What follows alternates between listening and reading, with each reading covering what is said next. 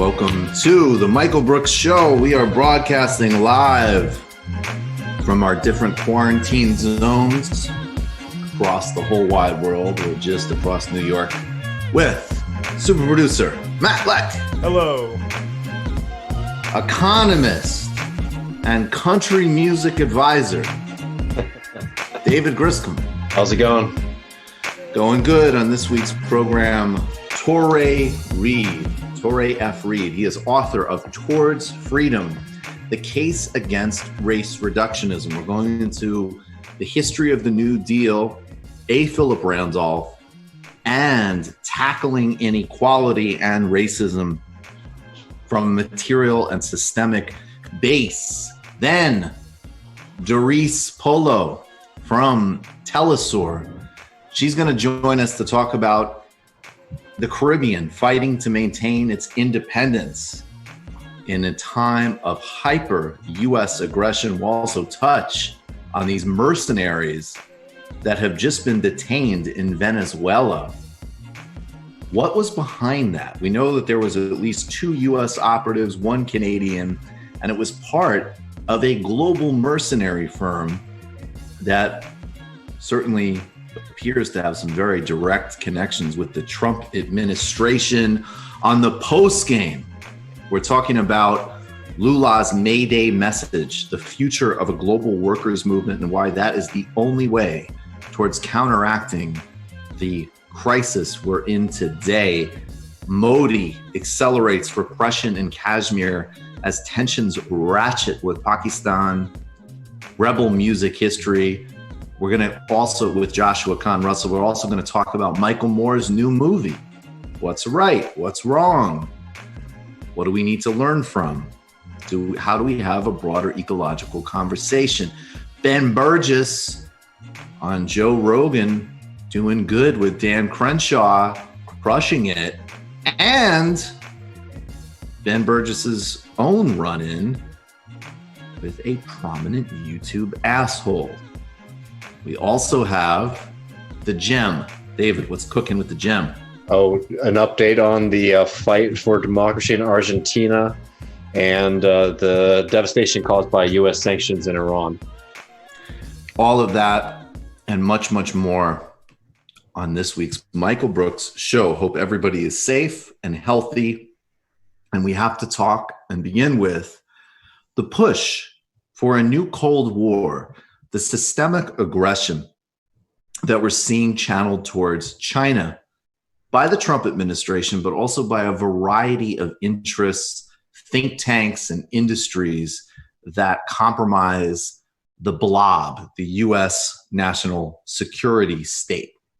Why, after decades of a relatively stable relationship, one that has certainly seen many conflicts and differences of worldviews, has tension ratcheted up? Some people suggest that it is the unique xenophobia and aggression of Trump and elements of his administration, the Republican Party. And that's certainly true with the crude xenophobia that Trump sometimes expresses, although he also claims she is a friend at other moments, the extreme xenophobia of a Tom Cotton and Steve Bannon, who has maintained a consistency of aggression with China. He recently said on his podcast that Chinese officials will get a Nuremberg trials in Wuhan province itself.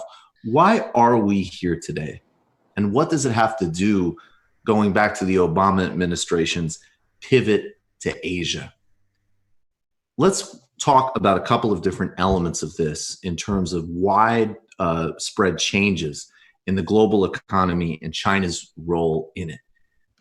For a very long time, there was a stable relationship built on a very simple exchange, which is that the United States would get cheap goods manufactured by cheap labor in China, brought back to the United States to fuel a consumer base that would buy its necessities from Walmart, as an example. That cheap consumer goods could keep the American consumer going, even as inequality skyrocketed and real wages were stagnant. China, in turn, could develop its own economy but not in a way that really posed any systemic challenge to US global hegemony in a post-Cold War world. This has started to change over the last several years. In 2008, China's stimulus program was elemental to saving the world and escaping it from an even deeper impacts of the Great Recession caused by Wall Street and deregulation in 2008. China has been ramping up its own tech sector. It's now the world leader in 5G, which is the vital technology that is elemental to smart cities and other future aspects of tech. China is not an imitator and it's not a sweatshop. It's a key competitor of the Silicon Valley economy. There's also, very importantly, the global arms market. And I want to go back to a piece that was written by a great investigative journalist, Jay Cassano, in June 11th, 2018 in Sludge, where he focused on the appointment of Secretary of State for East Asian Affairs by a guy who had previously worked at a think tank called Project 2049. And I'm going to quote now from Cassano. Project 2049 Institute, a think tank that since launching in 2008 has released reports arguing for harder diplomatic approach to China and increased military sales to East Asian states with which China has geopolitical disputes. The think tank's name is from the year in which China purportedly plans to supplant the U.S. as the world's sole global superpower, 100 years after the founding of the People's Republic. And he goes on to talk about how the site lists, I'll quote again, the site lists amongst its funders several major defense contractors, such as Lockheed Martin, Northrop Grumman, as well as branches of East Asian governments and embassies, such as the Embassy of Japan and the Taiwan Ministry of Defense. And this guy, Shriver from the Institute, was pushed through by Bannon back in 2017 in East Asian affairs as part of a much more hawkish approach to China. Bannon himself had been repeatedly saying that a war with China was, in some respects, that a war with China was inevitable. We also have, let's look at some overall numbers here in terms of global arms. Global arms and military sales have been up. In 2018, global arms sales topped off at over $240 billion. American companies accounted for 59% of total arms sales in 2018. And of course, the big players in this game were Lockheed Martin, Boeing, Northrop Grumman, and Raytheon. But there's more competition in that market. While sales are up, there's much more competition in the marketplace before. And American manufacturers are worried about China's growth. In 2019, Chinese defense companies skyrocketed on the global stage. Out of the top 15 highest performing defense companies in 2019, 6 are from China.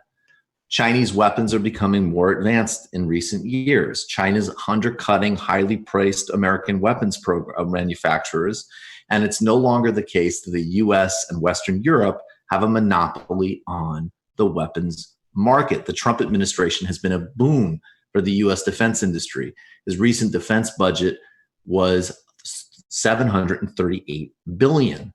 The lines between the defense industry and government are, of course, to put it politely, fuzzy. Take US Secretary of Defense Mark Esper. Esper is a former Raytheon lobbyist and an award-winning one, in fact. He went into government and took deferred compensation package with the weapons manufacturer, meaning he will get paid out in 2022 based on the price of Raytheon stock. He's been leading the charge to ratchet tensions with China, particularly with regards to Afghanistan and Africa. Esper has had this to say: all these places where I can free up troops and either bring them home or allow them to rest and refit and retrain them to reallocate to Asian Pacific region to compete with China, or reassure our allies to conduct exercises and trainings. These people will benefit from a higher tensions with China. American weapons manufacturers and far-right tech executives seeking further sanctions against their Chinese competitors. The biggest losers will be the working class and China in the United States. So we have to get real about who is spurring these warmongering tendencies. There's also a new report, and we'll get into this more next week, by Eli Clifton in the Responsible Statecraft blog for the Quincy Institute, where he talks about the connection between Robert Mercer, who's of course one of Donald Trump's biggest donors, and the Epoch Times. Epoch Times, I have no doubt you've seen their YouTube ads. You may have even had a newspaper delivered for free to your house. Well, the Epoch Times is connected to the Falun Gong, a spiritual group that was based out of China, has been hounded by the Chinese government, and for the last couple of decades has made its goal to destroy the Chinese Communist Party. They are connected to the Mercers and to other aggressive interests seeking to undermine the Chinese government and to spur an aggressive, hawkish approach to China. As I've said many times, there's a variety of things to discuss in a very complicated relationship and a profoundly complicated civilization and country. But we have to look at the very clear material drivers behind this enhanced aggression, which of course is only accelerating post-corona. Was there problems with Chinese transparency in the beginning? Yes, for sure. Does China have its own internal problems? Obviously. But without a doubt, the United States leadership, which has already been looking to blame and escalate with China for quite some time anyways, is still offloading its profound, grotesque failure in the face of corona to accelerate an agenda against China that has already been in the works for quite some time. And I can assure you that your personal well-being is not going to be measured in the performance of Lockheed or Raytheon in the global arms market. So we need to be serious about the material drives behind this, and we need to step back from an aggressive, belligerent, dangerous escalation with China now. Do you guys have anything to add, please? Well, I would just say that, it's very important to pay attention to the role that these weapons manufacturers in the United States. Is that an ice cream man behind you? There it is. I'm sorry about that. No, it's fine. I love it. It's gone now, but these the weapons manufacturers, like they do play like a major role when it comes to U.S. policy and in the U.S. government. Directly, as we were talking about with Esper, and the incentives that these people have in the corporate structure are really perverse. So, for example, when the United States murdered Soleimani in earlier this year, Northrop Grumman's shares just skyrocketed. And if your pay package, right, is tied to that stock, you can end up getting a couple $1 million bonus, overnight based on military decisions. So they don't even need for there to be directly war as much as they need there to be speculation about conflict and tension. But as we know, having people, trigger happy and sitting on borders and ready to ratchet up tensions is a very dangerous situation, especially with a nation like China. So it's really important that, we don't sleep on these kind of stories as, kind of in the weeds as they are about the financial relationships of certain secretaries and members of the federal government are. I mean, these are really crucial and they drive a lot of history, unfortunately. Right. 2 times in the past week when the Epoch Times has been brought up on Majority Report, I'm pretty sure it's different accounts come with these talking points like, hey, at least they're actually putting out a print edition. So they're like, not only are they spamming the ads, they're like having people go in and comment. I don't know if you can set an alert for like if you get mentioned in a live stream or something like that, or if they just have people on stuff. But like, it's amazing that effort. Yeah.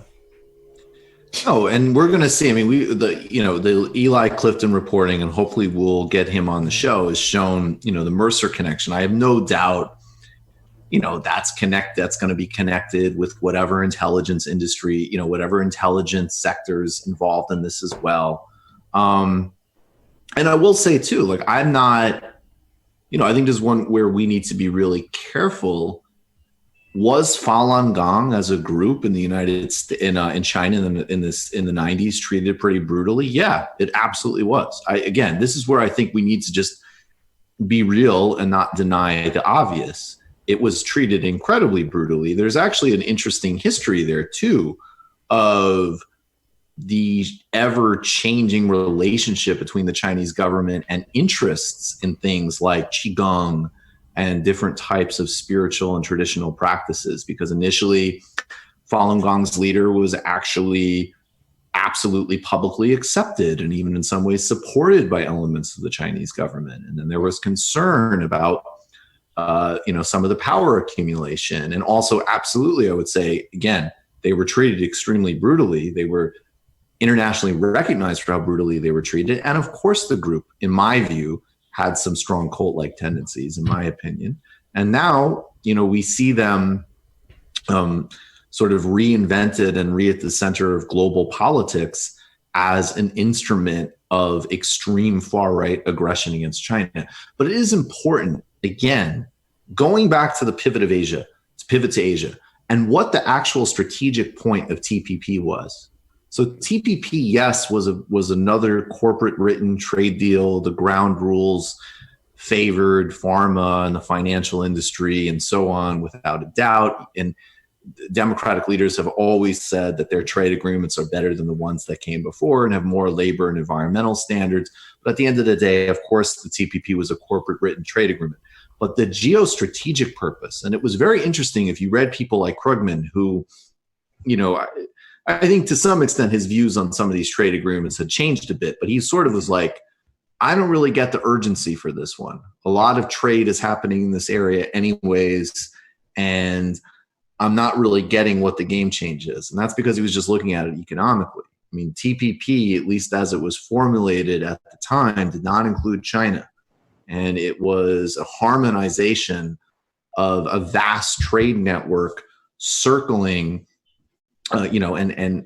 Chinese, perceived Chinese interests, and obviously in, deepening the relationship with a place like Vietnam as an example. So this tendency and the concern from Silicon Valley and the concern from the arms manufacturers, this is deep and bipartisan stuff. It's also why, again, that the Biden ad doesn't happen in a vacuum. And I want people to look at it in a more, I want people to recognize that might be a political winner, frankly.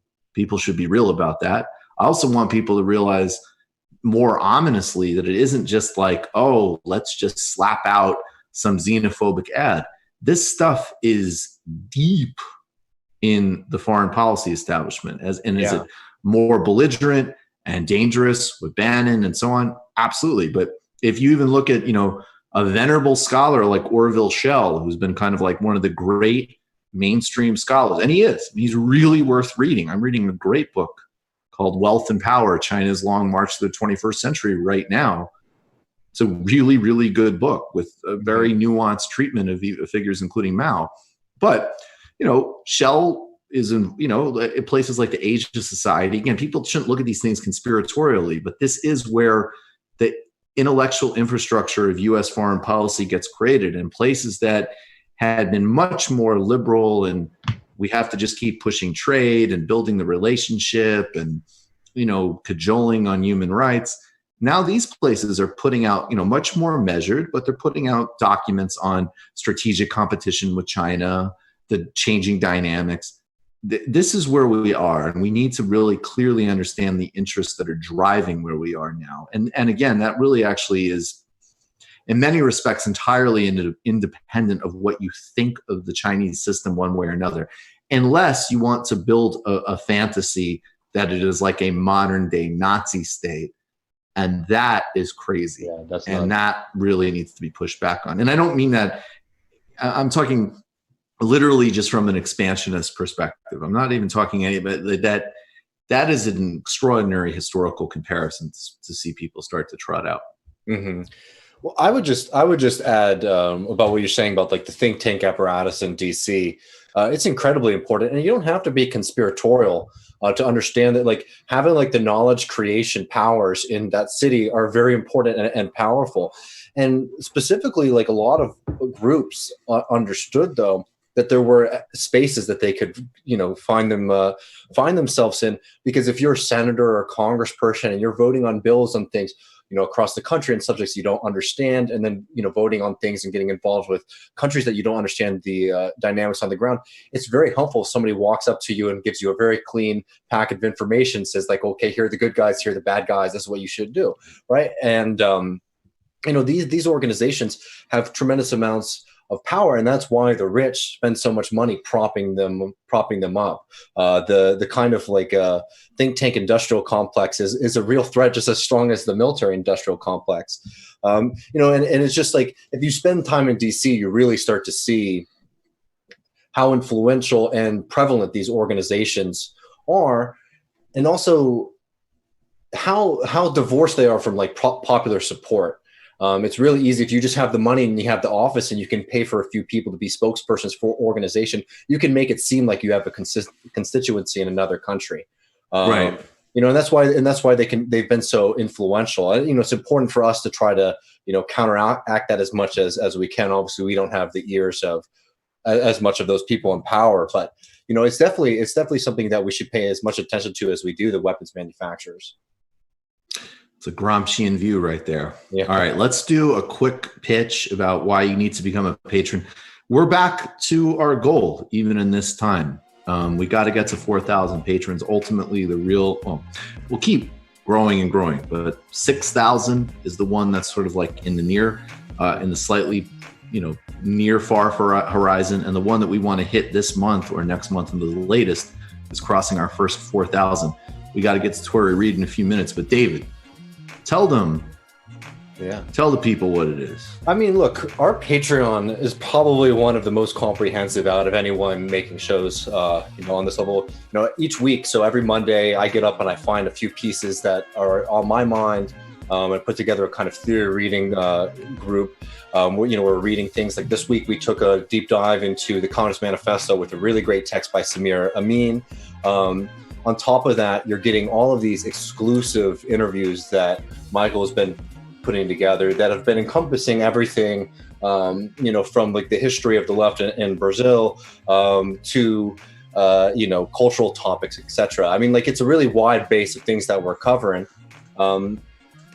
And it's really important that, we're able to continue to grow in the way that we have. We're not really able to, get by on the YouTube stuff, for example, because YouTube is a kind of corporation that's very much set up to prevent us from having the kind of interesting conversations that are needed, right? YouTube wants viral clips. They don't want nuance. And we're able to provide that to people because we have this really vibrant Patreon community. And it's something that I'm really appreciative of having that base, because it lets us create the kind of program that is needed. So, if you can, like, definitely try to support us on Patreon. It's a big help. And, we've been continuing to grow, and, it's a really beautiful and vibrant community. Absolutely. So go to patreon.com/TMBS and become a patron. And again, there is a lot more content you get, but it really does support the whole infrastructure, obviously, of what we do, which is this main show on Tuesday. We've been doing Thursday streams. We're doing a Sunday economics series. And we're also working on a couple of TMBS guides, which I'm very excited about as well. People, of course, have jumped off. Although, again, we're fine. Things are still really strong. But if you're in a position where you can jump in, then it's time to make that decision and jump in and get us to that 4,000 goal. And also, definitely, if you need a deal of some type, let us know. Go to Red Emma's, buy a copy of this book, Against the Web, Cosmopolitan Answer New Right. And there's a lot of reviews of it now on Amazon, so appreciate that. Go over there, throw a 5-star review.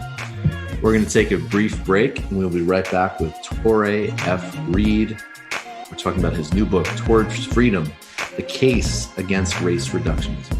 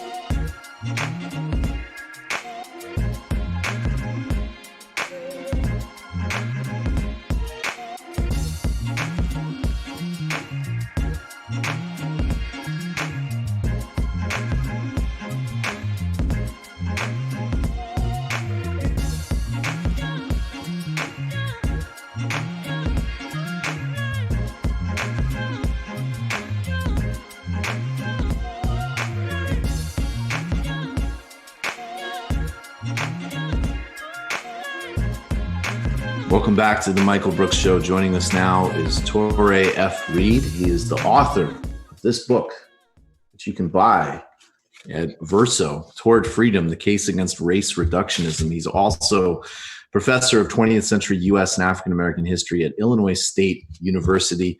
Touré, thanks so much for being here. Thanks for having me. It's probably not too much of an exaggeration to say I'm nearly starstruck. I've watched your show many times.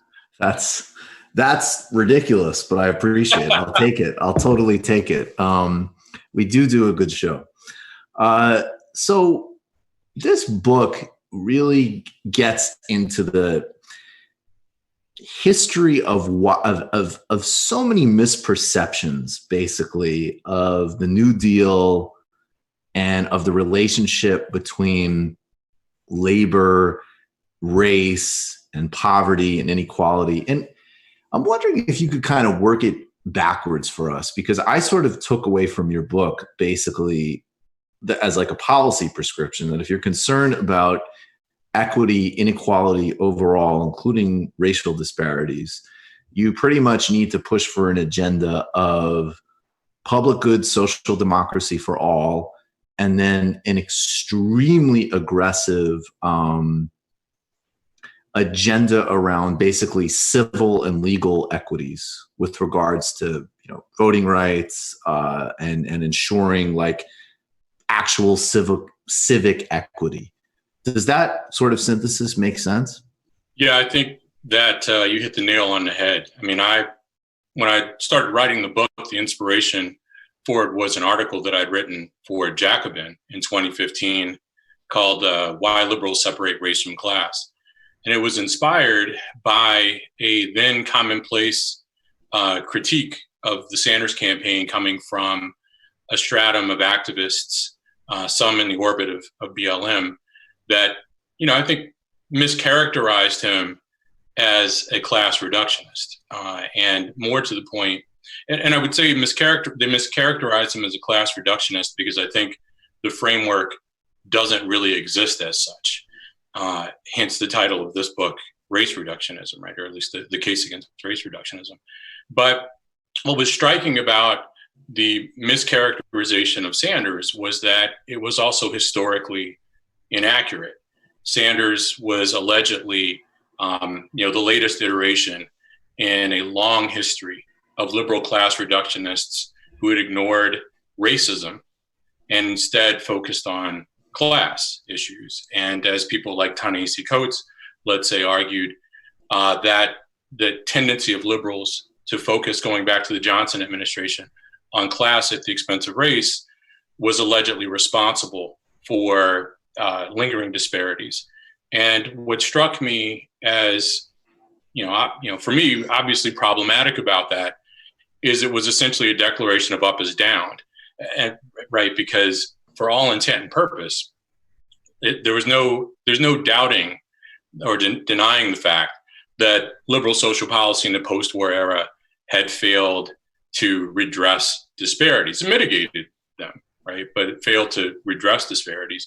But the problem wasn't that liberals had tended to focus on class at the expense of race. The problem was that liberals had tended to uncouple racial disparities from the political economic processes that generated them. And so this issue that we were confronted with today did in fact have long legs, right? It does go back to the post-war era, except the diagnosis was an inversion, right? The diagnosis was wrong. Even if we could agree on the conclusion, how we got to that conclusion was about 180 degrees wrong, the characterization of the arc.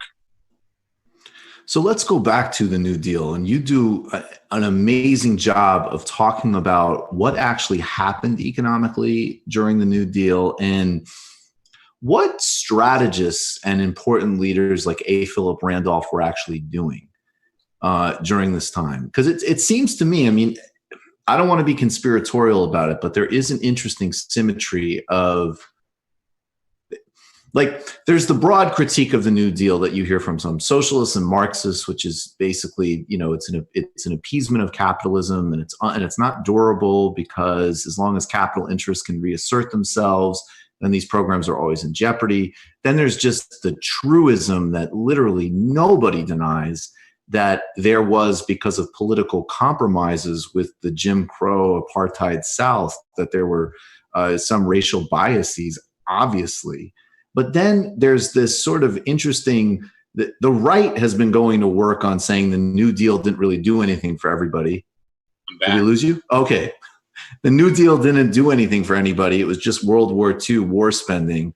And then neoliberals have kind of been basically saying that to the extent it did anything, it was purely basically for white industrial workers. And you say that the numbers not only don't back that up, it also really eliminates the role of basically really extensive and sophisticated Black organized politics during the whole time that this was taking place. Yeah.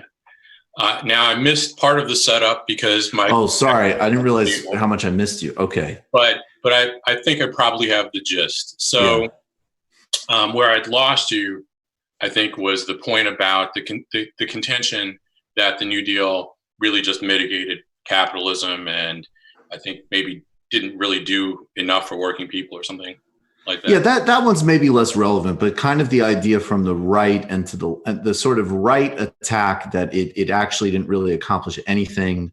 That's the sort of these counter histories that it wasn't really, it didn't take people out of the Great Depression. That was World War II.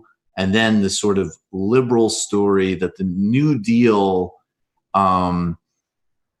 was basically only a product of social democracy for white people, that there wasn't anything that reached a broader section of Americans.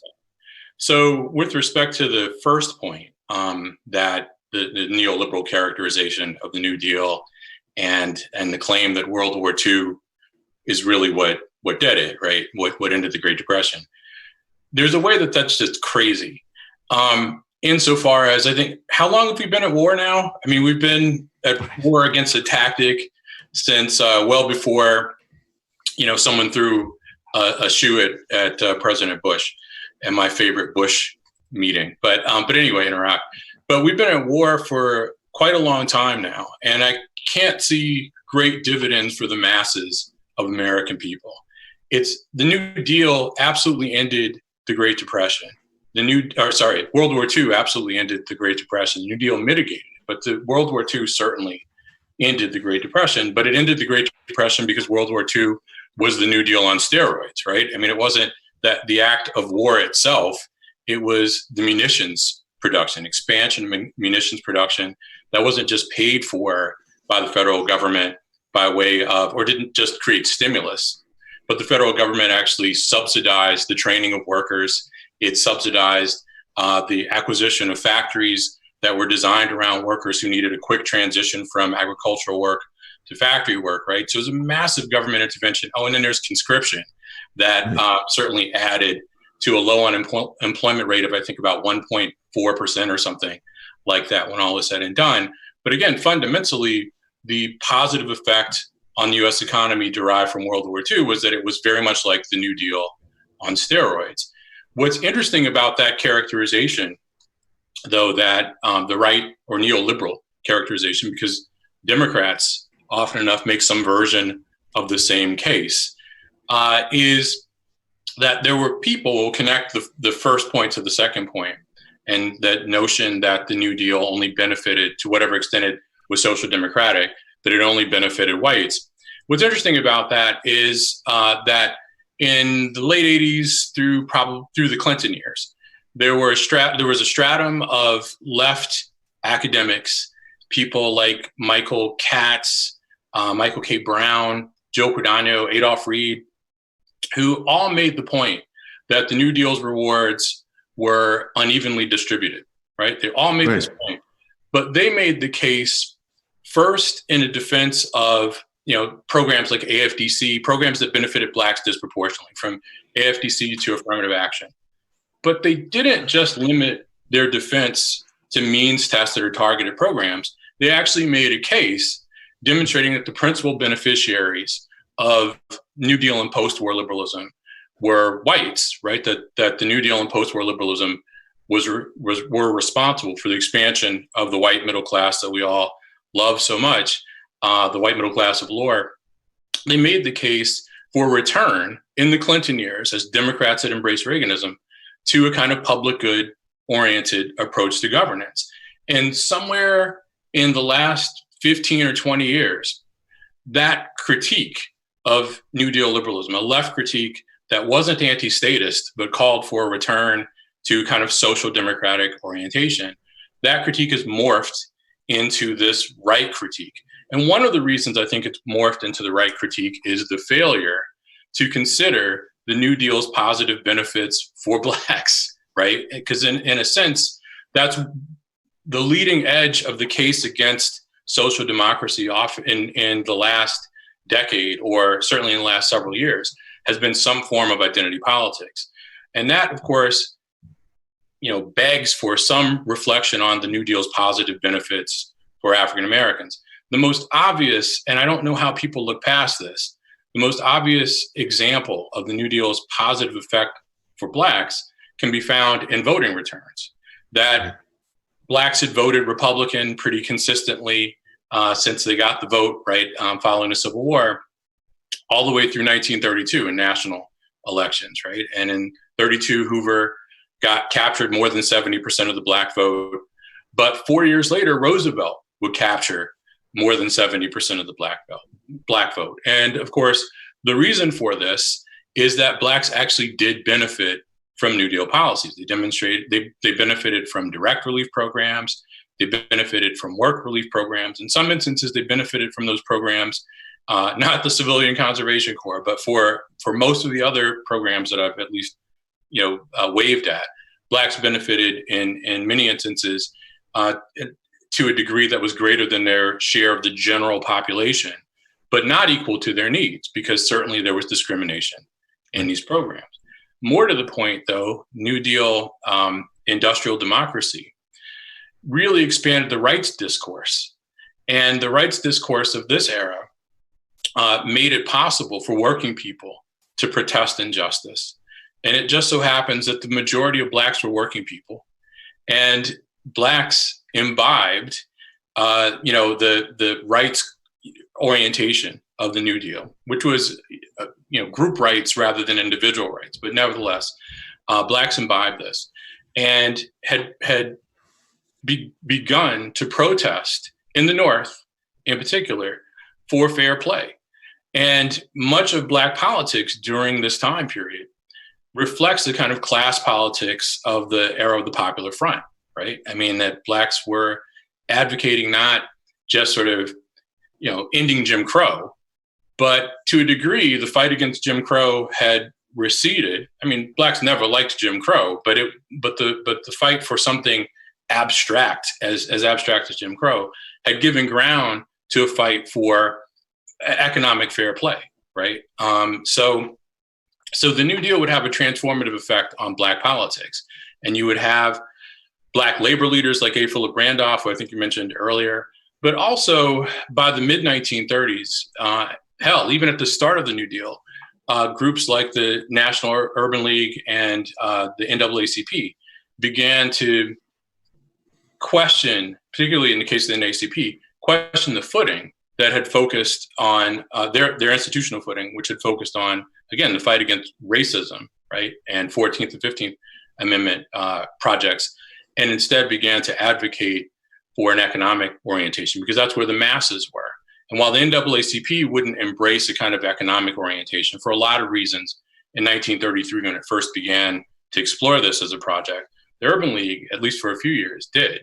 And so by the start of World War II, for sure, most Black civil rights groups, certainly mainstream Black civil rights groups, had embraced the kind of class-oriented approach to racial equality, which, among other things, and I'll stop this rant right after I make this point, centered on the notion that one could not disentangle racism from political economy. They presumed, many Black leaders of the Depression decade presumed, that race was the lens through which, I'll move away from the lens metaphor. Race and racism had functioned to rationalize capitalist exploitation. Blacks and whites were basically in the same boat because the majority of whites were working people. Working class whites maybe were in a higher berth on that boat, but nevertheless, they were in the same leaky boat. And so they had begun to advocate, the leaders of the NAACP would be they, or the National Urban League or the National Negro Congress, would begin to advocate interracial working class cooperation, interracial working class solidarity in the fight for racial fair play. Yeah, and so there's a couple of important points I want to kind of underline here, and tell me if I'm wrong. But so one is that obviously every single category, that we're talking about, whether it's communists or NAACP or the Urban League, of course there is an agenda on dismantling Jim Crow in the South, and also telling the North basically that, sure, formally there isn't a two-tiered racial society, but functionally there is, and we have to get rid of that. But that ran tandem with the class agenda. There was not this split that you retroactively see read into it today. And again, I'll globalize it. I spent a lot of time reading about South Africa, and you go and you look at the ANC's Freedom Charter, and the demand for public ownership and labor rights is in the same writing on full equal rights for all citizens, as well as the capacity of each different group to exercise some degree of cultural autonomy. So that, it always comes full circle, I guess, back to that some type of public good social democratic framework and a fundamental commitment to eliminate all categories of legal and political race-based or any other based hierarchy is a synchronized effort. Because even just independently of morals, you can't have a mass-based labor movement at the end of the day if it is divided by an apartheid state. When you go into, and I want you to speak specifically about Ta-Nehisi Coates, because you go into his work on housing discrimination, and I think this is very interesting because, again, and this is what happens a lot in the book that people should know. You're not negating the, legitimate points that people make, but you're enlarging it and materializing it. And your read of his history of redlining is fascinating, partially because you say that this gets attributed, the housing moves of the 40s and 50s gets attributed to New Deal policies, but actually this is already a move that is using racial politics, among other things, to get us away from sort of common good labor policies. And that's already another fundamentally big mistake in attributing this racial policy to a New Deal failure, when in fact, this is already a maneuver against labor and the New Deal. Am I reading that right? Yeah, no, what you have during the New Deal is a kind of two-line struggle for models of the appropriate model of government stewardship of the overall economy. And you have the more progressive sort of regulatory state model, and then you've got the compensatory state model. And the regulatory state model, which is sometimes known as structural stagnationism, something, secular stagnationists, the secular stagnationists, presumed that in order for a mature capitalist economy, government had to play a part in the proper functioning of the economy vis-a-vis the citizenry, right? Because growth had basically plateaued. The compensatory state model, by contrast, calls for essentially economic stimulus, right? So it's a less interventionist approach and is about stimulating growth. And by extension, something on the spectrum of trickle down.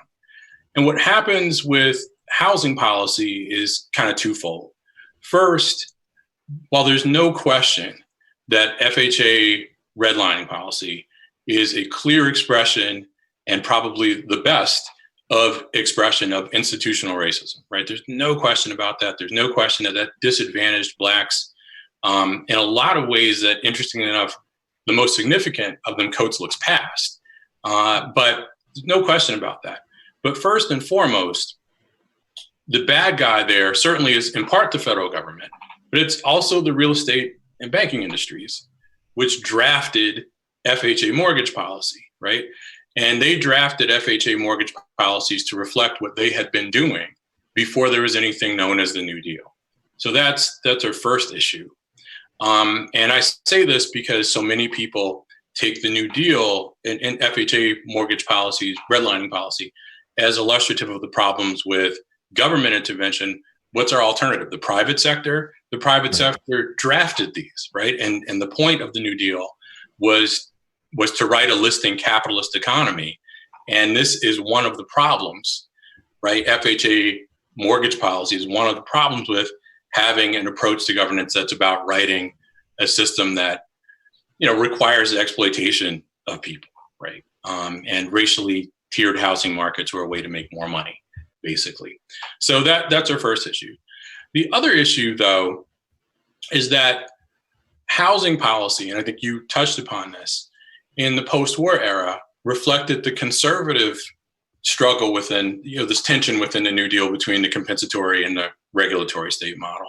And for all intent and purpose, the push for homeownership rather than more public housing, the push for homeownership was part and parcel of a growth agenda that's, again, about stimulating, doing what's good for business.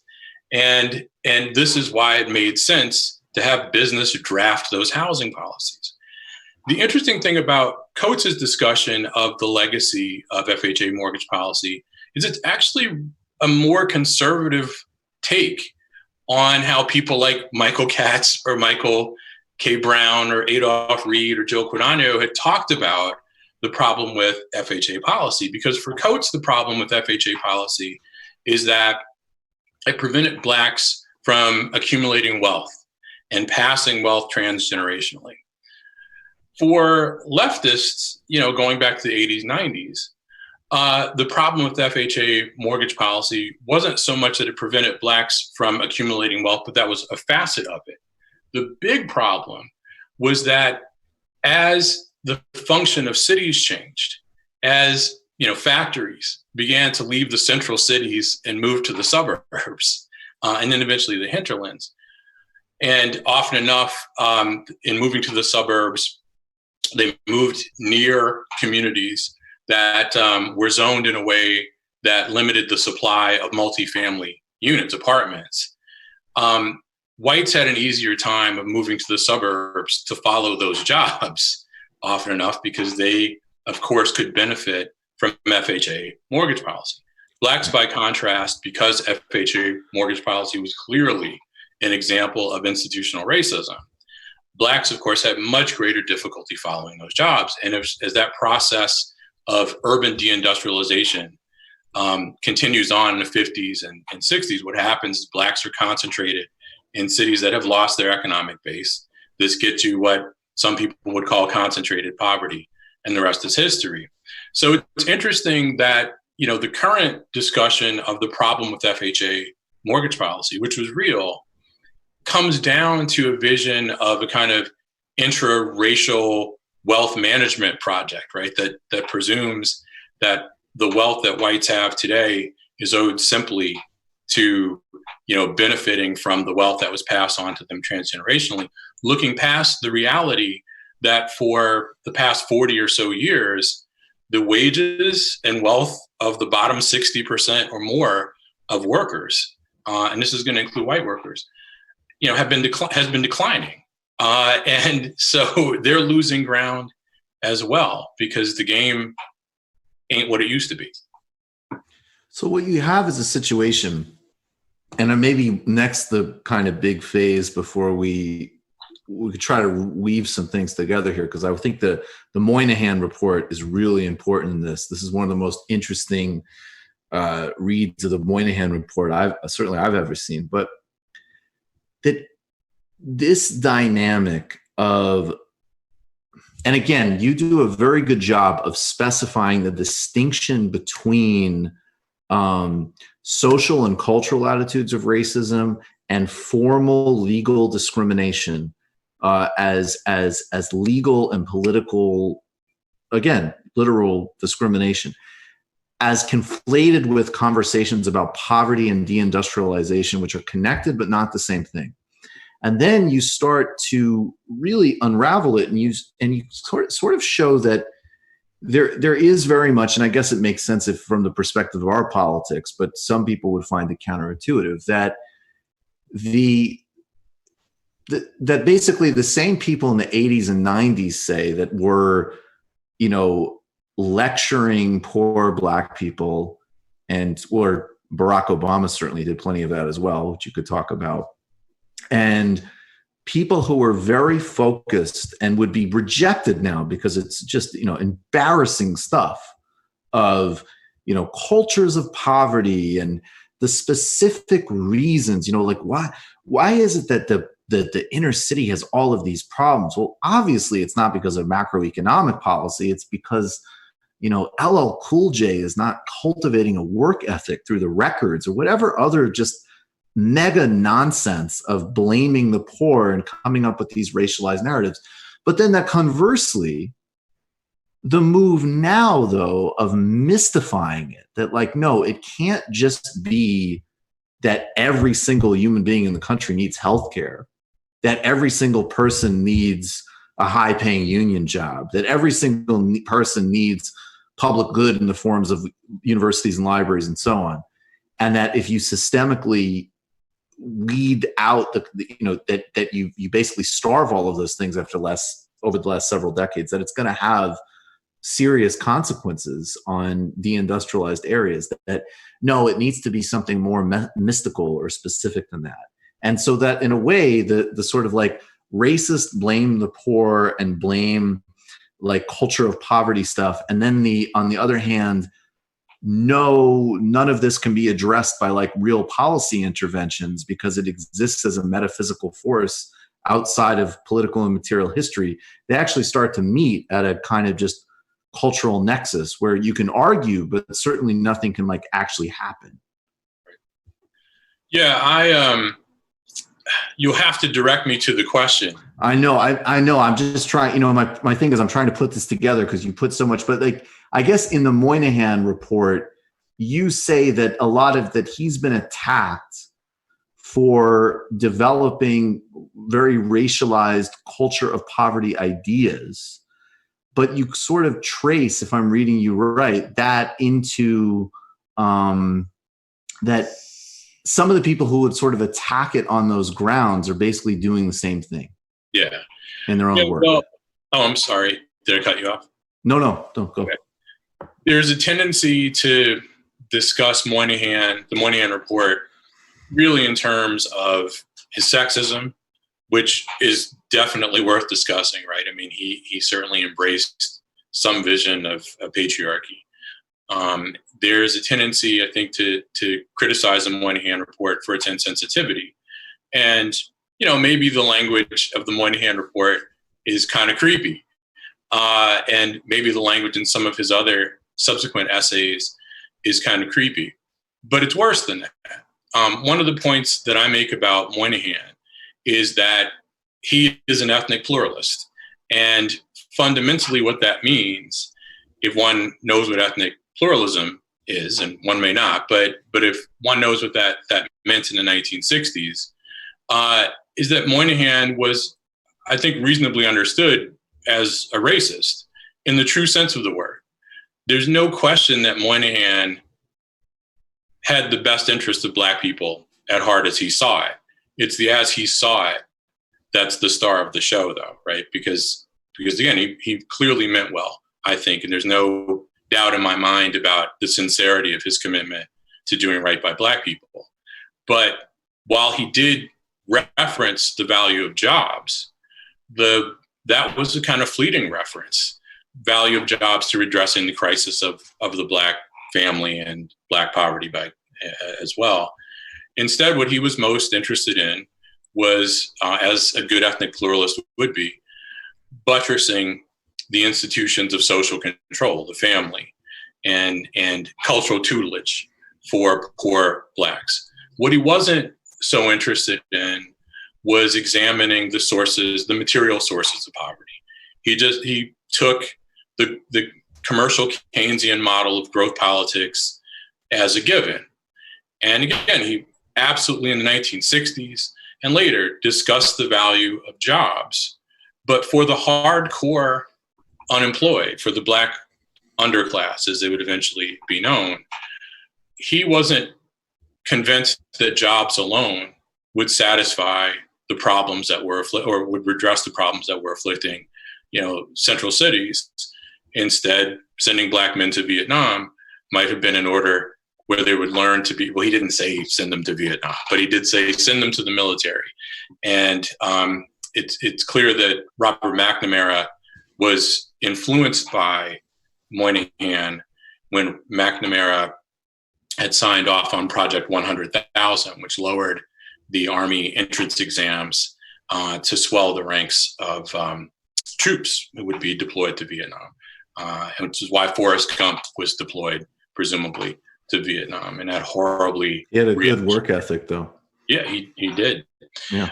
So the culture of poverty narrative ends up trumping any sort of political economic, interpretation of Black poverty. And one of the points that I make is that helps to buttress the Johnson administration's the culture of poverty narrative helps to buttress the Johnson administration's anemic war on poverty. In much the same way we would find the Clinton administration would draw on culture of poverty, underclass narratives to co-sign, the Omnibus Crime Act or welfare reform or Hope 6, or Obama would admonish Black people around the globe, be they in America or Africa, for the chips on their shoulders or their cultural deficiencies, to basically gloss over what was really the material origin of the deprivation and the disparities that we're left with today. So, and I was sorry I'm rambling earlier, but this is so important that these programs that get falsely conflated with the universalist programs that Sanders was putting forward or you're putting forward, they get attacked, and by extension,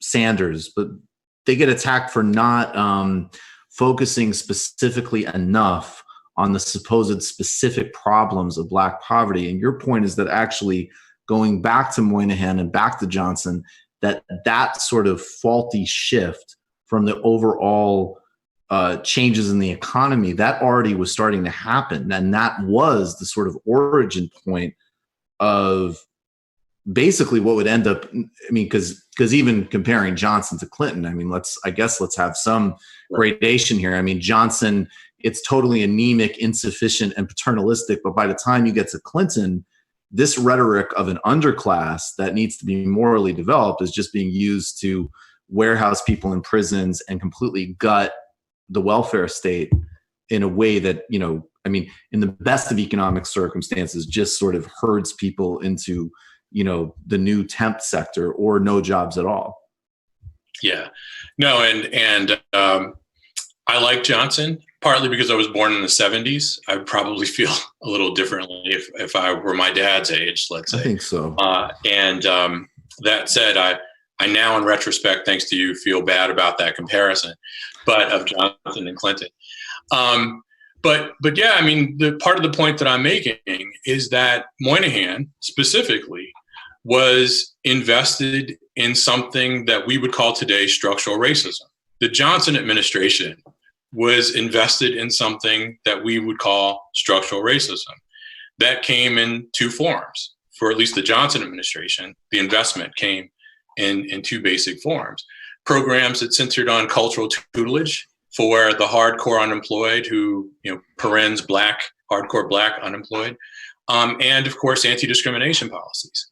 But what those policies, and I would say the anti-discrimination policies were very important, right? The anti-discrimination policies, the Civil Rights Act of 1964 opens employment opportunities to Black white-collar professionals, but even a stratum of Black blue-collar workers, right? You get an explosion by the 70s anyway, in the number of Black police officers and the number of Black firemen, and I bet there's an increase in the number of Black electricians and carpenters as well, right? So it did certainly open opportunities for a stratum of employed or gainfully employed Black Americans.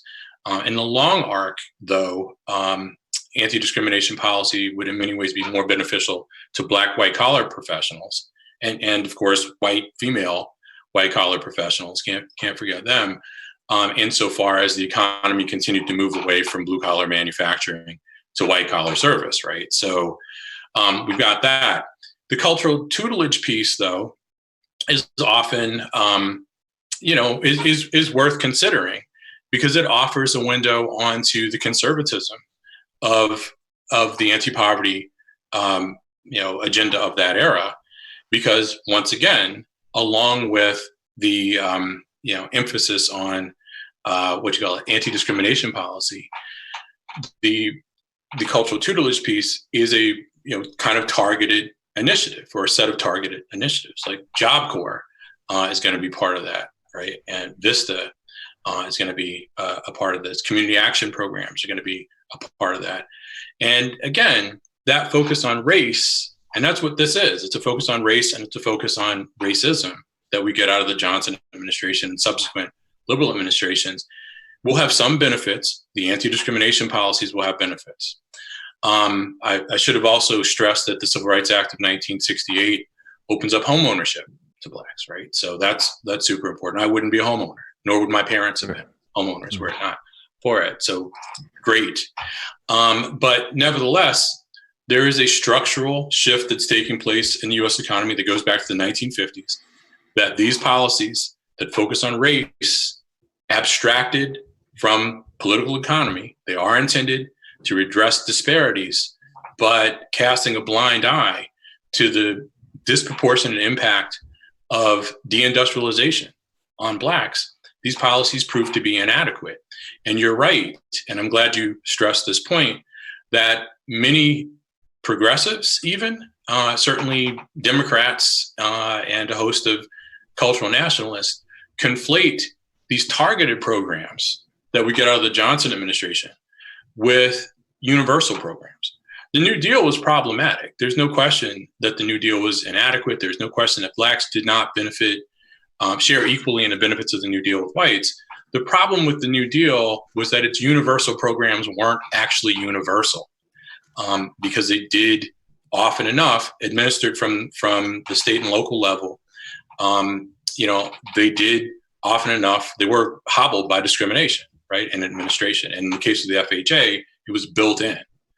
But that's not a case against universal programs. That's a case against universal programs that aren't actually universal. And the Johnson administration eschewed universal programs in favor of targeted programs. And the New Deal policies and the war on poverty policies are conflated, right? So, and as I'm reading you, I mean, Adolph Reed and Baird Rustin are basically saying the whole time, we need to completely get rid of the legal barriers to full equity in this country, have, and things like affirmative action, which you also point out was initially very economically framed and then kind of it turns into a very different discourse. But that, you need to say there's no legal discrimination in any area of life, period. And then as an extension and connected to that, universal programs need to be universal for everybody. And that is and that's a very clear trajectory. And then there's this other culturalist discourse, which either manifests itself most toxically and viciously on the right.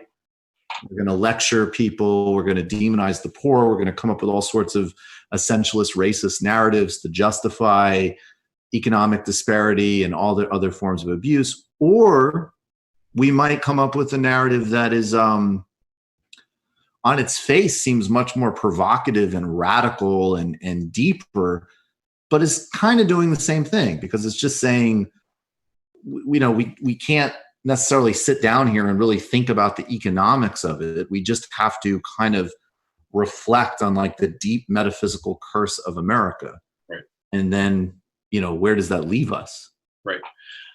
And it's creepy, right? I mean, I think that's calling it creepy is an understatement. But when we look at the tendency of many of us to just reflexively refer to racism as our original sin, or racism being in our DNA, right? Hillary Clinton had described racism as being in our DNA going back. It's in my producer's DNA, not mine. Just to be right? clear. Stay muted. Don't deny it. I'm just kidding. Go ahead. If we tease out that metaphor, well, how do you fix that, right? You're stuck with original sin. You're stuck with your DNA that just kind of is what it is.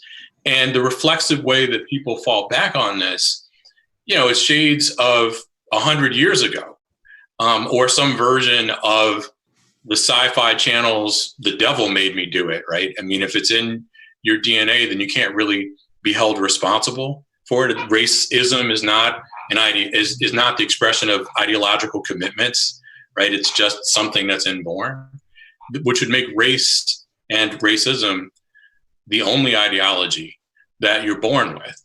All other ideologies move with time. All other cultural expressions of those ideologies move with time, right? And can go away. But when we talk about racism, again, as an original sin or DNA, then that implies that we're stuck with it forever. And if the problems of disparities are about racism that we're stuck with forever, then there's no way to actually fix that. Do you think, I mean, basically the last couple minutes for you to riff, I mean, is headway being made? One of the things that I got from reading your book, among many, was just what a travesty it is that people don't know who who A. Philip Randolph is, or even that someone like Baird Rustin, who we can criticize his relationship to Israel or whatever. But I mean, I've read so many books where it's like he's the foil. Yeah, it's like, okay, there's this guy Baird Rustin. He did some interesting organizing, and now he's out here to debate the dynamic young radicals. But then you would read it as if he was the one coming out on TV and saying, guys, like, don't be mean. Let's all just get along, versus saying what he was actually saying, which is, again, we need to have a serious social democracy in America and get rid of discrimination. And what sounds radical is you're just trying to kind of do, Irish brokerage politics, and that's not going to work. And that's a very interesting presentation. I had certainly not gotten that impression of him. I mean, how important are just getting these historical examples back into the center of people's understanding of these various struggles and historical moments? I think it's extremely important. I was attracted to history as a field as a kid, partly because I'm an academics kid. And while my dad's a political scientist, he's in the sliver of political science that overlaps history. And when he and I would go on long road trips to New Orleans from Atlanta, or from Atlanta to New Haven, Connecticut, and I grew up between New Haven, Atlanta, and to a much lesser extent, New Orleans, we would talk about history often enough in contemporary politics. So I had a kind of reflexive interest in history, but I understood history as interesting not because I was interested in learning about dead people for the sake of learning about dead people, right? I mean, that's only interesting if AMC's The Walking Dead is really more of a documentary or something, right? But I was interested. Right now, this is probably not the best joke, but I was interested in history because it offered some window onto how we got to where we are. And I think that it's extremely important to look for the origins, whatever they may be, of the good and bad of our moment, right? I think history is really critically important for a properly functioning democracy, partly because I think a lot of Americans presume that as we move forward in time, things necessarily get better, right? The word progress has this connotation there. We're not just progressing forward in time, but we're actually progressing and becoming better with time. And that's obviously not necessarily true. The only thing you can count on as you move forward each year is that you need to buy a new calendar. In some ways, we're better off. In other ways, I think we've lost a lot of ground. And even in some of the ways that we're better off, this is the work that hegemony does, that the racial sensibilities and gender sensibilities are in many ways better today than they were when I was a kid in the 70s, insofar as I think probably more people, the Trump presidency notwithstanding, more people understand inclusivity as a good thing. Where I think we can see the work that hegemony is doing in our understandings of inclusivity, though, is that inclusivity, as many of us mean it today, is actually kind of racist or kind of sexist. It bears the imprint of the return of scientific racism going back, quarters of a century, insofar as inclusivity centers often enough on the presumption that a single Black person can function as the representative of 40-something million Black people in America, or a single woman, whatever her race, would function as the representative of the millions of women in the United States. And how that's not racist or sexist is beyond me. I believe in diversity wholeheartedly, actually. But what diversity has come to mean over the last 25 or 30 years is reflects the influence of the conservatism of the moment, right? Because it's reductionist and deprives racial, ethnic groups and the two sexes, right, or the sexes. It deprives them, variation, right, because it treats them all as sort of monoliths unto themselves, and it kind of warped pluralism that's akin to ethnic pluralism. And so, even again, some of the ways that we've progressed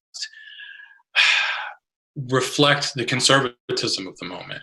The positive thing, though, because none of that sounds any good, but there are some rays of hope. And for me, and I suspect you and a lot of your listeners, the resonance of the Sanders campaigns had both failed.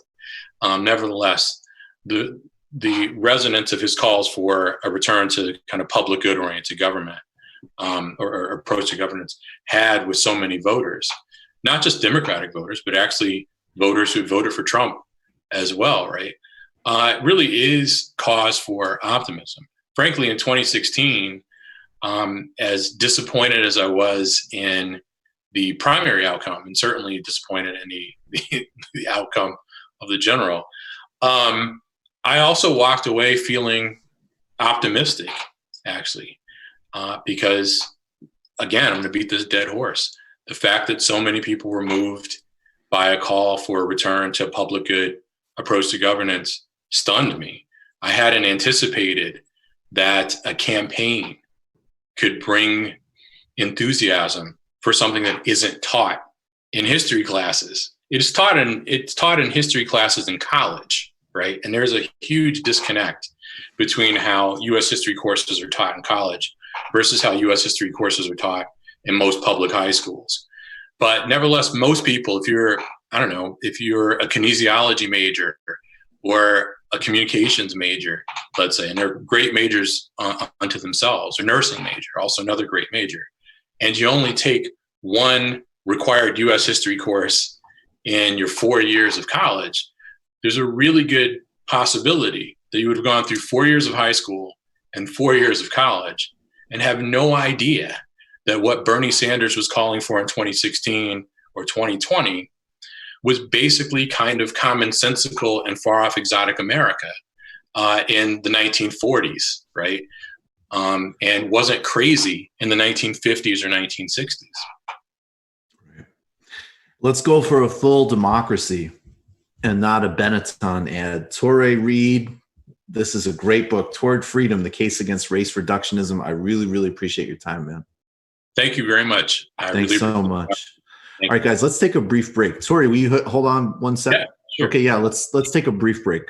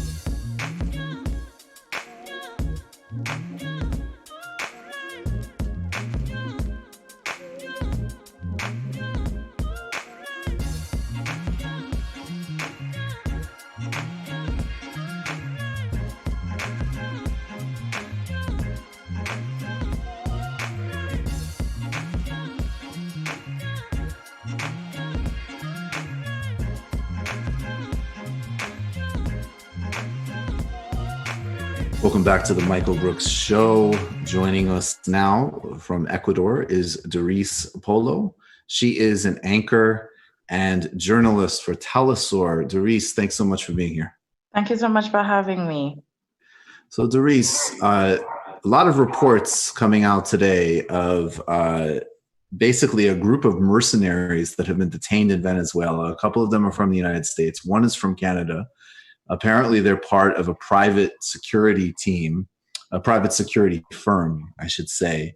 Yeah. And we know that, the United States has been aggressive since 2002, but maybe particularly aggressive in the last couple of years under Trump with an attempt at regime change. So, we don't know that much yet. And the photos are pretty striking, but could you just give us a sense of your read on this with this kind of latest aggression against Venezuela? President Trump says he does not know who these people are, does not know.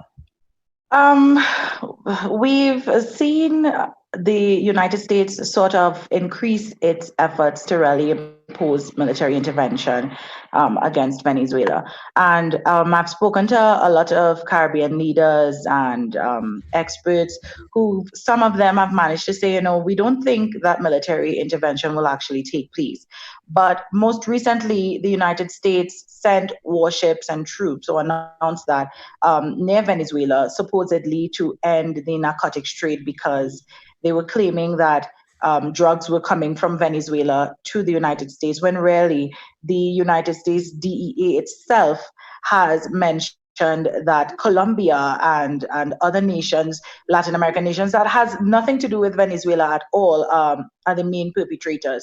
This latest development coming out of Venezuela is really nothing new. It has been foreshadowed for quite some time. We've seen the self-proclaimed president, Juan Guaido, really reach out to the United States and be welcomed by them and their allies to sort of facilitate this sort of intervention and tactics coming out from Colombia. So when we see, we heard mentioned, President Maduro mentioned the two foreigners, one from Canada, as you mentioned, and the United States, Luke Denman, and if I'm not mistaken, the second person, Aaron Berry. They both were held, captured, and a couple of other persons were killed in the attack.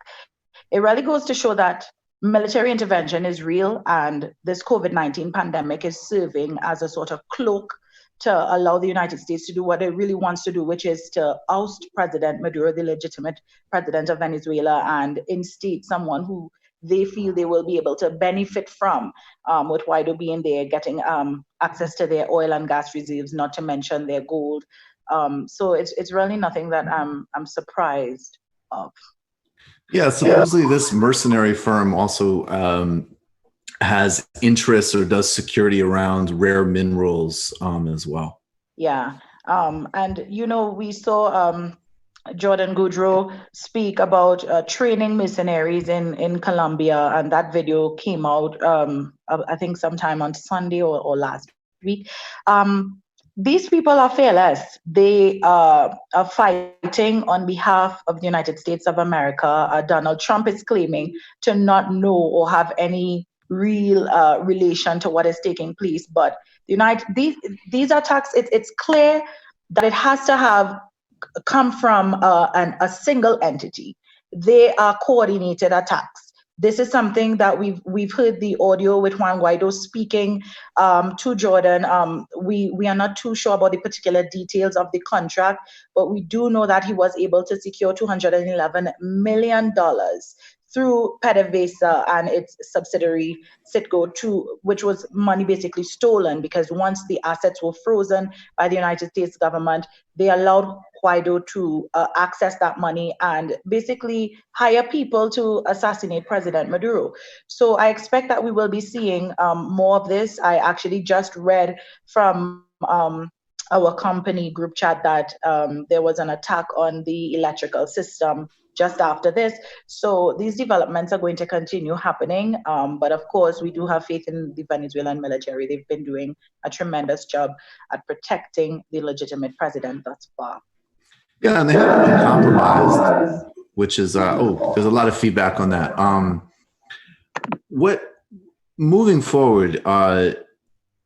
You talked about the presence in Venezuela relative to what we've just seen and the broader threats on Venezuela. But another thing that's been happening that we've been covering on this show and reporting and relying on your reporting in Telesur has been the United States actually basically intervening in the Caribbean to steal essentially or redirect, whatever diplomatic way you want to put it, COVID testing kits, ventilators, other essentials related to this health crisis that have been going to countries across the Caribbean. I mean, I think the first country was Barbados that was reported, but now it's implicated in Jamaica and elsewhere. Can you talk about the range of what's happening in terms of, I mean, basically U.S. piracy with regards to COVID equipment and the Caribbean?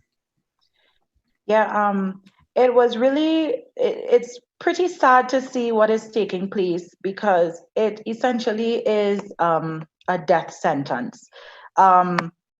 Because Barbados was the first country. It actually started when the United States president signed this Defense Production Act on April 3rd.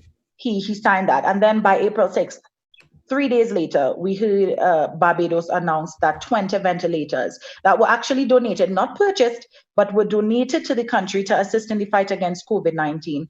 Those ventilators were blocked from leaving and they were seized. Shortly after, we heard from the Cayman Islands, that was like about 50,000 medical equipment, including masks, that were stopped. Later, we heard Jamaica being very reluctant, I would say, to mention that the United States had done this because in the parliament, the Minister of Health, Dr. Christopher Tufton, when he was speaking, he announced, he said, a particular country is what he said, prevented certain equipment from reaching the country. And when the opposition questioned him as to which particular country, he mentioned, it's the United States. And when he said that, they asked him, are you afraid? Why didn't you mention that it was the United States from onset? He said, no, I'm not afraid. The Bahamas was also another country that was affected. And then the latest country to publicly speak about it, and I say publicly because I believe a lot of these other nations who feel dependent on the United States for assistance that may actually never come, a little bit less vocal about what is taking place. But Trinidad and Tobago, our Minister of Health, Terence Dialsing, mentioned that 4,000 testing kits were stopped from reaching the country from Abbott Technologies. The challenge with that particular one was that the government was preparing to set up a medical lab in the south of the country to assist the people who live there rather than have them go north or along the east-west corridor to get testing. It's particularly a dire situation because we've heard the World Health Organization mention numerous times, Dr. Tedros Ghebreyesus mentioned that testing is very important in treating and really defeating this virus, or at least controlling it. You need to be able to test, detect, isolate, treat the people who may have come into contact with this virus. If you are stopping countries from accessing much needed medical equipment and supplies, it means that you are condemning people to death because a lot of people can die from contracting this virus without even knowing that they would have had it. And that's because of the United States really looking inwardly. And it's not even really doing a good job at that because we've seen the country have the most cases, the coronavirus cases, and as well as deaths. So you really have to question, what is this benefiting the United States at this point in time? In conjunction with that, we've also seen Venezuela actually, even as it's under this kind of pressure, provide some equipment to the Caribbean. And we've also been noticing Caribbean leaders like, and I always mispronounce, this is a name I do mispronounce, Prime Minister Gonzalez, who is very impressive. Ralph Gonzalez, yes. Yes. And Mia Motley from Barbados and others. I mean, that across a variety of areas, including trying to push back an invasion or intervention in Venezuela, which would, among other things, be a disaster for the Caribbean, or a place like certainly Trinidad with its proximity. By taking the support of the Cuban doctors and being in solidarity with Cuba, as there's another push from the United States against Cuba, but also more generally trying to, as obviously a very small bloc in the shadow of the United States, maintain some autonomy and sovereignty, basically. And so can you just give us like a sense of that? Like, who are these leaders? Where do the most of the political, like, what are the political leanings of a lot of these Caribbean states, and how are they banding together to maintain some independence in the United States? I mean, we've already seen, like, as an example, obviously, there's a difference between like a Jamaican response, as an example, versus others. Well, first of all, CARICOM is a very, when compared to these other international blocs, it's a young, relatively young one. What we've seen with the advent of Mia Mottley to the chairmanship is that they are trying to have a united approach to treating with issues affecting the region. Mia Mottley is really very impressive with the way she's uniting the region. There is definitely a sort of camaraderie that you see between herself, Prime Minister Dr. Keith Rowley out of Trinidad and Tobago, Grenada's Prime Minister Dr. Keith Mitchell, St. Lucia's Prime Minister Alan Chastanet, Ralph Gonsalves out of St. Vincent and the Grenadines. I don't know if I mentioned Antigua and Barbados Gaston Brown, but he as well. I would say it's a 15-member bloc. But I would say that these 5 individuals are the most fearless in terms of denouncing and condemning intervention and calling for the Caribbean region to remain a zone of peace. Whereas you see countries like Jamaica, for example, which not only has taken a sort of hands-off approach, but has also sort of acted and participated in the US efforts against Venezuela, because we've seen Mike Pompeo announce that he was going to have a meeting in Jamaica.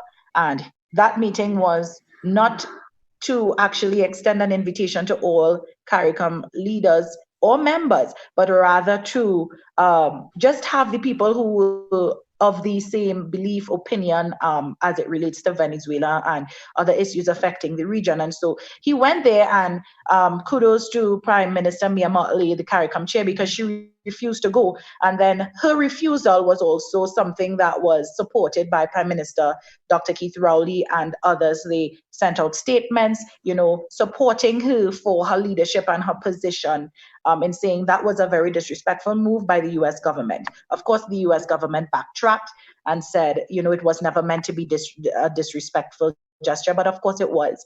We also see Dr. Hubert Minnis coming out of the Bahamas. He is someone who's also very supportive of the United States. And it's very interesting to see that in spite of this so-called alliance or allegiance to these countries, and especially the United States, these very said Caribbean nations are finding themselves facing the same effects as the others who are choosing to be independent and acknowledge that, listen, this is a region, this is a zone of peace. And not only that, but we have a right to decide on how we choose to govern our own affairs. Trinidad and Tobago and a lot of Caribbean countries have become collateral damage because of these US sanctions. There was a Dragon gas deal that was signed between the National Gas Company of Trinidad and Tobago, Venezuela's PDVSA, and Royal Dutch Shell. They were supposed to explore that gas field together, and it was supposed to generate jobs for both nations because it kind of straddles between both countries. Unfortunately, the US sanctions caused our Prime Minister, Dr. Keith Rowley, in February to announce that the arrangement could no longer continue. And in fact, more so now, Trinidad and Tobago is on its own threat, I would say, because the opposition has written to the US ambassador in Trinidad and Tobago, calling for an investigation into reports that oil that was sold to Aruba was eventually delivered to Venezuela. The US government officials mentioned that Trinidad and Tobago was opening up itself to sanctions for for whatever they are alleging, whereas the government has responded and said, not only was it that they only sold the gas to Aruba, but that they have no responsibility, legal or otherwise, to police where and how gas gets to any other territory once it is sold and their part of the contract was fulfilled. And when you ask about independence, you get a sense that if the opposition ends up in power, elections in Trinidad and Tobago are constitutionally due by September 7th. You would definitely see Trinidad and Tobago now have a different position on Venezuela and affairs affecting Cuba, etc., based on which political party ascends to the leadership. And so we know Guyana had elections on March 2nd. There's a political deadlock at this point in time. CARICOM sent 3 members observers, a part of a mission to really look over that the recount, which is supposed to take 25 days, 10 polling stations. If APNU AFC, which is the current ruling party, they sort of have a position where they and Venezuela have a little tiff because they have their own issues with gas and whatnot. If we see the PPPC, which is the opposition, actually become victorious in these polls, we'll definitely see Guyana, for example, take a different approach and more so support Venezuela. That's what I expect to see. So that's how it sort of goes with these Caribbean nations in terms of independence and really supporting sovereignty, because that's really what it is. It's not necessarily supporting Venezuela's Maduro. It's really just saying this is a sovereign country and they are the people that are responsible for dealing with their own internal affairs. No other country should have any say on what takes place in Venezuela except Venezuela and Venezuelans.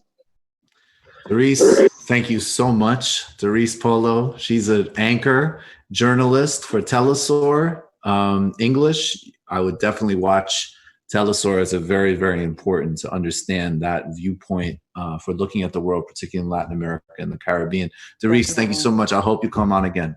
I will, once you invite me. Thank you so much. You got it. Thank you. All right, bye-bye. Bye-bye. Okay, guys. David. Yeah. Actually, why don't we take, actually, no, we can go. Are you ready? I can go, but we can take a second. No, it's fine. Go. Let's do the gem.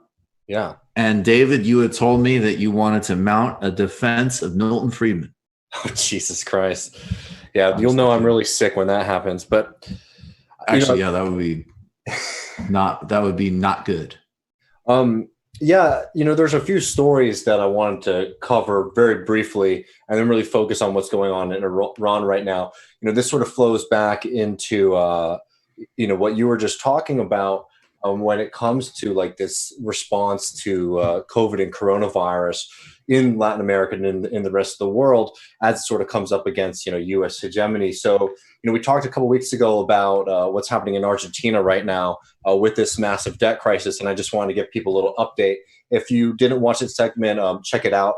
I think it was called, Capitalists Are Holding Argentina Hostage. And I sort of broke down the relationship between the debt holders and the Argentinian government, which is right now is fighting to be able to provide the basic kind of human relief that you need in a crisis like this.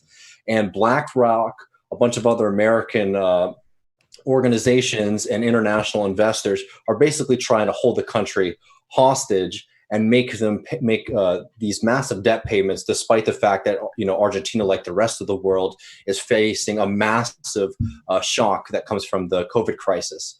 So just very recently, the foreign minister of Argentina rejected BlackRock's and these other investors' counteroffer.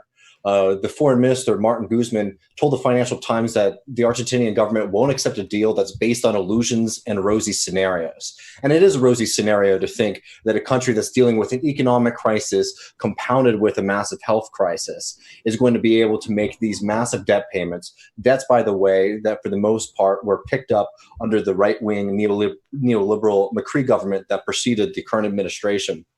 So, BlackRock, Fidelity, T. Rowe Price are refusing to budge, and the foreign minister, the finance minister of Argentina, has said that they are prepared to default on this debt, which would be, there's a lot of consequences that come with it, but basically they're drawing a line in the sand and saying that they're not going to be pushed around to placate a bunch of wealthy investors in the global north, while they have this massive responsibility to be taking care of their people. So we'll see what happens. Watch out if you're reading in like major American publications. This is definitely the time where these organizations, they start to go on the offensive, right? And you're going to see a lot of stories about the mismanagement of Argentina and the lack of experience of the finance minister, right? They're playing offensive because they know this is a kind of PR game now. So definitely be watching that. And as of right now, they have until May 22nd until they're officially in default. So I'll be sure to keep everyone up to date with this, because it's an important story, and it's sort of an example in front of our eyes right now of how this global financial system works to keep countries in line. And that ties into this other story that I really wanted to focus on, because it's a massive humanitarian crisis, and that's what's happening in Iran right now.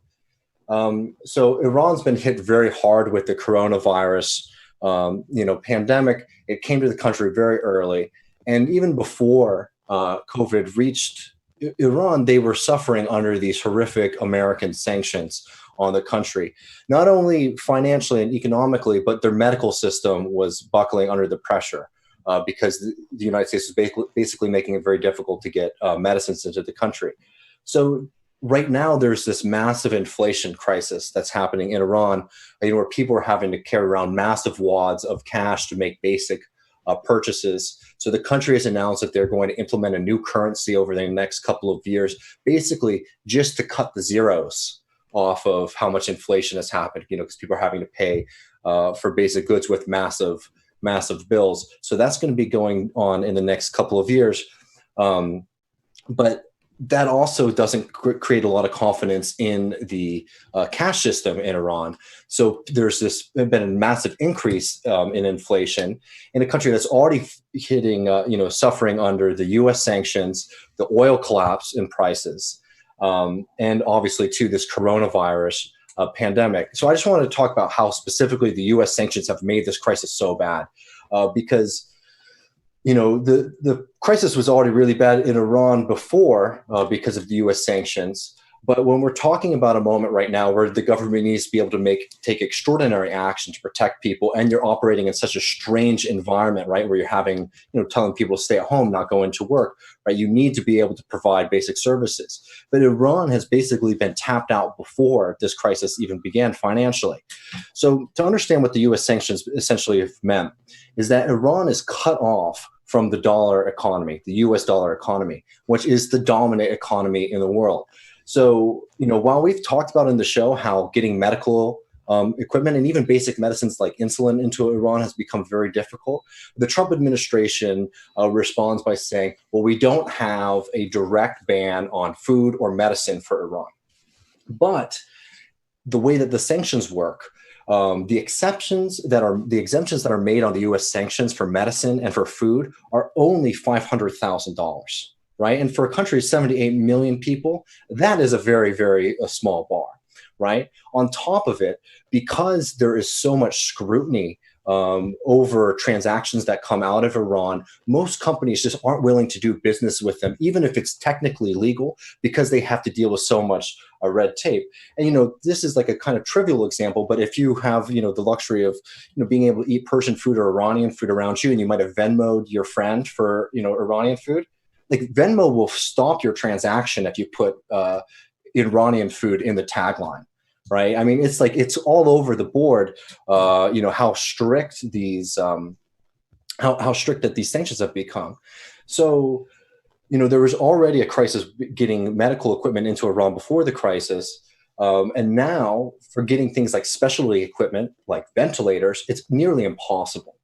So EU countries have tried to move around this, but because it's such a complicated workaround, it's estimated that they've only really been able to get around $400,000 in aid to a country, again, of 78 million. And because the United States has this stranglehold over the IMF and the international finance system, Iran can't really go to the global market for loans, to fund basic programs in the country. So the second part of this story is, one, there's been this coronavirus crisis that's devastated the economy, and it has a massive human toll when it comes to lives lost and lives devastated by this medical crisis. Now we have a country that's, is almost economically is almost in complete shambles, and just recently they've reopened the country, not really by choice, but because they can't provide funding for people to survive. Right? They have, like, it's not like the right-wing Republican argument. It's literally like the government can't give people money because the government doesn't have the money to give to people. Right? And, I'm sure that, like, there's a lot of criticism to be made of, like, the Iranian government. But we have to understand that, like, just on a functional level, that this government can't operate in a way that a normal sovereign government would be able to operate in a situation like this, because there's been such a stranglehold on their economy. So look, there's a real threat that there's going to be another massive second wave of coronavirus in the country. And the first wave was, a disaster and was devastating. And the second wave could be much worse. To just give you, like, an understanding of how serious the crisis has been, the Iranian government has gone on a flash sale of its assets. So just recently, they sold 10% of the shares of their state-run holding company, just trying to garner a little bit of income. It's unbelievable on a human level that the United States has not lifted the sanctions, that they've maintained this cruel and callous sanctions regime on a country in a time where we really should have the world coming together. Now, obviously, the United States has failed by that measure across the board when you're talking about them snagging, ventilators from other countries. But, it's something that we need to be aware of, because the inflation has gotten so bad in the country. They're basically telling people to buy as many assets as possible, because, if you hold money in your bank account, it just might be worthless the next day, as much as they're trying to push back against it. Look, the coronavirus is something that, requires a human solidarity. And as long as we live in a system of American imperialism, that just seems like it's a bar that, it's a hurdle that's too high to jump. So, completely, like, we need to have solidarity with Iran and being vocal and pushing this story to people, because obviously there's so much going on in the world that it's hard to garner the support and the attention to this. But this is another human-made crisis, and in Iran, and this is a human-made crisis that is driven by American, hatred and imperialism, and it's our responsibility to do as much as we can to fight it and to squash it. Yeah, absolutely. So, no, that's a very important one to track closely. Is there a problem with the sound? You're just getting a little feedback, but yeah, this has been the week of the tech problems. I don't know why, because you were cutting out for me too. Oh no. So we'll figure it out, though. It is time to go to the post game, anyways. Great work as always, David. Yeah. Fantastic guests, Touré and Dareece. Of course, great work from Matt as always too, obviously. Folks, 4,000 patrons. Let's do it. Go to patreon.com/TMBS. Before we wrap up, hit the like button. And we have a ton of stuff to get to in the post game. So join us for it. Patreon.com/TMBS. See you guys soon.